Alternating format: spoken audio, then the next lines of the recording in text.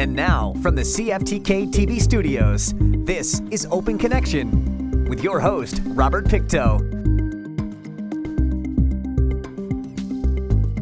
Welcome to Open Connection. I'm your host, Robert Pictou. Our show today comes to you from the traditional and unceded territory of the Tsimshian people. The inspiration for Orange Shirt Day came from residential school survivor Phyllis Jack Webstad. On her first day of residential school, 6-year-old Webstad was stripped of her clothes, including her new orange shirt her grandmother bought her, which was never returned. The orange shirt now symbolizes how the residential school system took away the indigenous identities of its students. We begin today's Open Connection with Tears to Hope event coordinator Denise Halfyard. As family members ourselves, we're a small grassroots organization, and that's how we got started. Was I lost my cousin 18 years ago, and we still don't have any answers. And my way of healing is to help other families like ours, and to give those women voices, and to let the families know that we hear them and we see them, and we're here to support you and help raise their voices.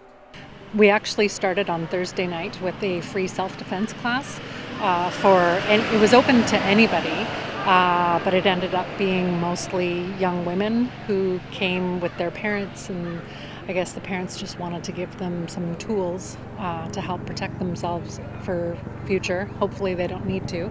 And it was an amazing day of watching these students blossom and learn to use their voice and to share their traumas, share their stories, but then also starting to heal, realizing that they've had the courage to speak up in front of a lot of strangers too, and just tell their stories. And yeah, it was just a beautiful day of watching them learn to use their voice and actually use them. Kairos came up with this blanket exercise where it visually shows you how Indigenous people have been treated since contact, and slowly they take you through our history, from first contact to the reservation system, the Indian Act, to residential schools, and then how that affects our people today, and which is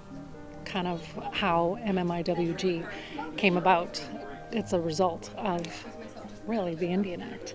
So it's a great tool for Indigenous people and non-Indigenous especially, to really see and experience it, because it's such an experiential exercise. Every year we do the Tears to Hope relay and virtual run.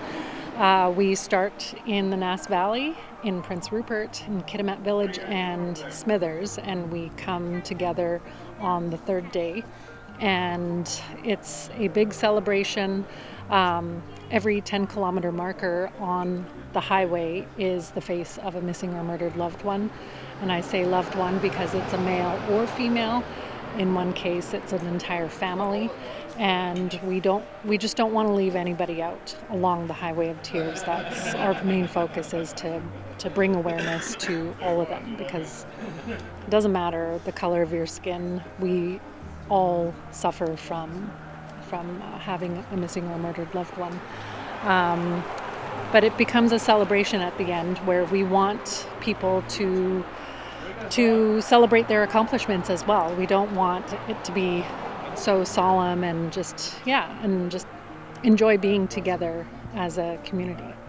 We do plan to do this again, a more youth-focused conference, so and this time males and females, because we did this year have a lot of males interested in joining, and so we want to be able to partner up with other organizations to be able to really teach the youth, because that's part of the prevention, is teaching them to use their voice.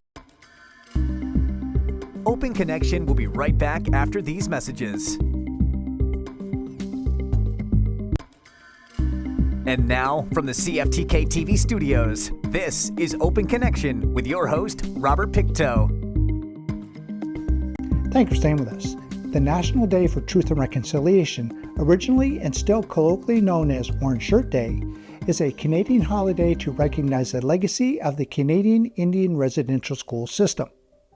Let us rejoin the conversation with elected Regional Chief of British Columbia Assembly of First Nations, Terry T.G.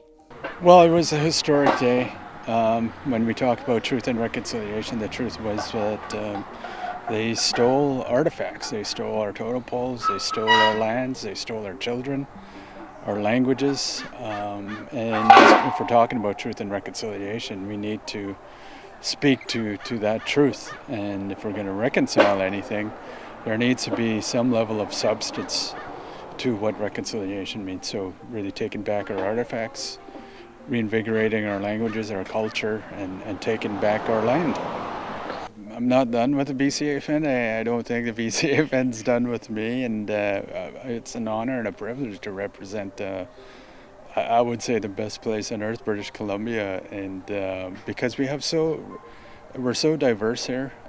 We represent 60% of Indigenous languages in Canada come from British Columbia. The many recognized governments, Indigenous governments, really I think it's, to me it's, yeah, you do carry on that momentum for the good work that we're doing, and the struggle too. It's never easy to make change, and I'm willing to carry on the work that we're doing on behalf of all First Nations here in British Columbia. This initiative, Chairs of Hope, really is speaking to how we can move forward together in recognizing that trauma, recognizing that colonization has a terrible history in Canada and British Columbia. So. And it's affected everything in our nations. It's affected who we are, our languages, the taking of our children, which is what this today is about, recognizing those that were taken, the 150,000 plus children that were stolen and brought to institutions, so-called schools, and further to that, the recognizing the 60s scoop, the current number of children in child welfare. Recognizing that we need to go a lot further to reverse the effects of colonization and moreover reversing the effects of essentially genocide. So it's initiatives like this continues on that momentum, and I think we're all in it. I think every British Columbian, every Canadian is on this journey of reconciliation, and we have to recognize that.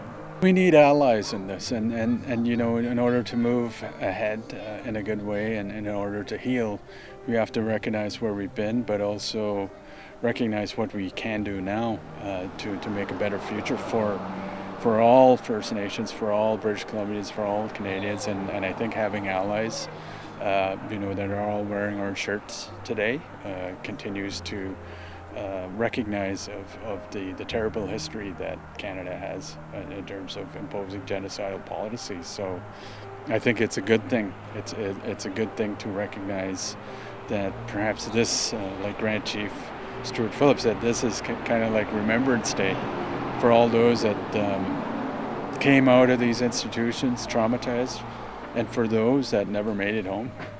As we all know that hundreds, if not thousands, did not make it home from these institutions. And what school nowadays or in past history has graveyards attached to it? So it's really a recognition of that terrible history. But I think for initiatives like this, it's of hope, that there is hope to move in a better way into the future. Open Connection will be right back after these messages. And now, from the CFTK-TV studios, this is Open Connection with your host, Robert Pictou. Welcome back to Open Connection. On February 22, 2023, Mark announced her resignation as MLA and Cabinet Minister. In her resignation speech, Mark criticized how institutions fundamentally resist change, particularly colonial institutions and government at large, and then said that she would continue to advocate and fight from the outside of this house. Let us return the conversation with Melanie Mark. Well, the words that come to mind are definitely powerful and empowering. I think it's really powerful to hear people's truths and their stories and their discoveries and understanding what they're learning about missing murdered Indigenous women and girls, what they're learning about the truth of what happened to our ancestors at the Indian residential schools, and the empowerment, what their hopes and dreams are for the future. And my, inspiration and what really gives me hope is seeing all the children that are here and the generations of people that are here, the elders that are here as well, and the allies and just people that I've taken the time to come here and listen, learn, and fight for justice. When I was a politician, I would often say we have to paddle together.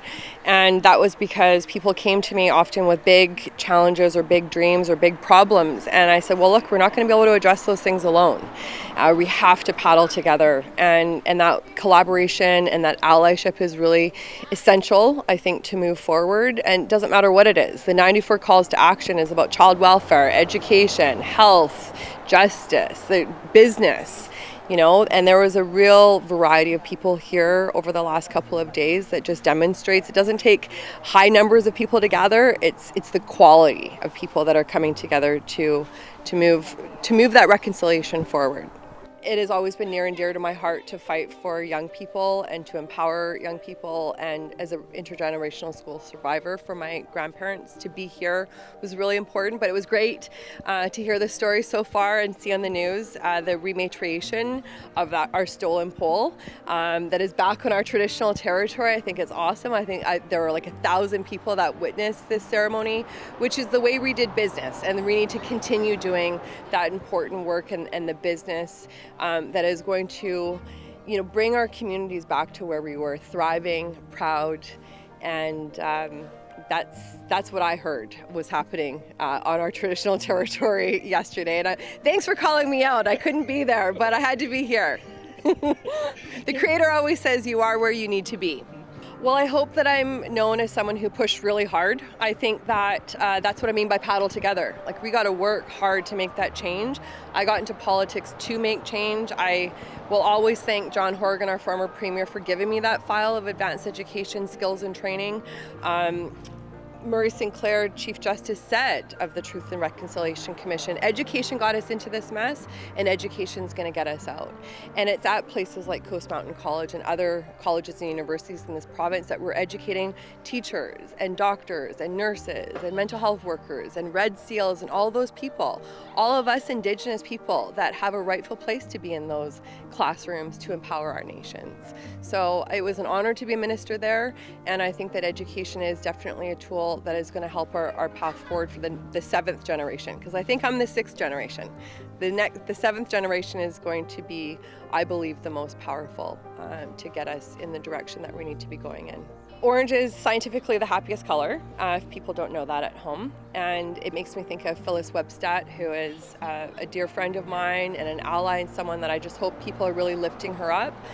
So when I see the orange shirt, it lifts my spirits. I see that you're wearing a Canucks jersey. I have the same jersey, and I think of those allies. I think of the Canucks who are allies. I think of BC Lions who had their orange shirt day. I think the Blue Jays are being allies today. And so when I see Indigenous and non-Indigenous people wearing these shirts, I just feel a sense of allyship. Again, I see people are paddling together, and I think the movement's going to keep growing. It's never too late to wear an orange shirt, and it's not just for today, it's every day that I think that we have to be allies. So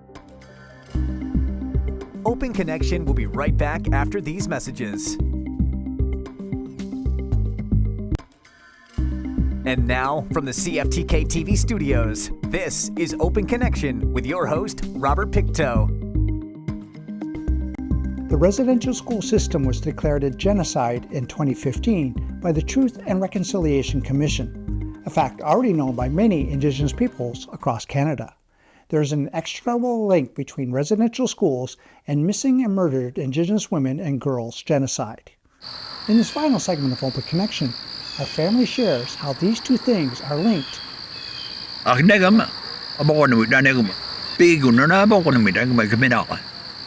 Daw se. Tabigon wan gul no ko it. Tabigon al come na mon kiksho. Na power na mess up na there. Na mo easy guess na wawan.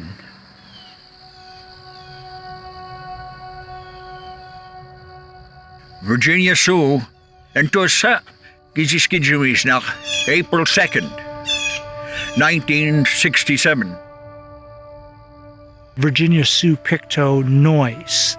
I always have difficulty with adding her married last name because, in my opinion, her partner or spouse was the abuser. Na Virginia Sue, William composites na kana Barney with that. Wego William composite wego all sit down nettle imagine. Kadwa. Menak mig with them negway na 1993. May gisko mugi one daso. Kaya pa eight mo dem niga daw said Bar and Grill Bangor nakanamab nik na tiyo started with na there. There was a argument that happened and she went to go leave. As she got approached the door, her husband ran up behind her and drop kicked her out of the door. Man was him goes now. His neighbor had man now. He's they could get this good negamunji. And he pounced on top of her. She flipped over. He put his knees down on her shoulders and he proceeded to beat her with his fists. Her brother-in-law came out. My sister, who was probably 5'3", maybe 120 pounds, each one of them were close to 6 feet and 200 pounds, and they dragged her to the back alley, and then they pinned her down again and kneeled down and beat her about the head. Emergency services was contacted, an ambulance showed up, and they took her to the hospital to assess her. She was in the process of being assessed when there was a gunshot victim that had been called into the emergency room. And they were taking care of the individual who needed the medical assistance. Then she disappeared. Simply just disappeared. That's where the story almost begins and ends at the same time. Ends in regards to official documents and begins the pain and trauma that happened to family members and friends when something like this happens. We did what we knew what we could do, and we did flyers. We talked to everyone we could. We hired private investigators down the road. You'll grasp to any hope that this may be the lead. But then there is an even deeper devastation when that lead doesn't pan out, which unfortunately happened with our family. We just got lower and lower and lower as a family. We always prayed that, we would find her alive, but then after decades, you realize that that's not going to happen. Na model we ik maak ammonie na moet hem gos nach tel web nega. Nega mo gise gomo op de chainable ne babna. Ne babna. Do you watch color mom gave to? My dad was at that time a person who was bitter, very, very, very bitter, very angry because of what he experienced. My father and mother were both survivors of residential school. And so there was a lot of trauma that happened because of that. Eli abnindo said, Eli abnindo kick you shore to go. I'd like to be nadir. It'll smash him duck. Guess I'd limp him nadir. Ba wisko na go do iga boy or negum na kusisk no good day na there but negma nemultas kanang pinang oy mo no dai der wet ba mo der but goodbye dummy Wait no goodbye na daw sa language mi no. Na dattega namultas. How do we deal with this? As a family, we decided to do something unique. We started communicating. We started talking to each other. We started seeking out traditional healers. And we had talking circles and sweats and men's talking circles and women's talking circles. And we would sit there and think about our thoughts or feelings, or what do we want to accomplish that day or that week. In turn, we all went up to the sacred fire, placed our tobacco, and said our prayer. So I'd always go up and say prayer for my family and prayer for my missing sister, you know. But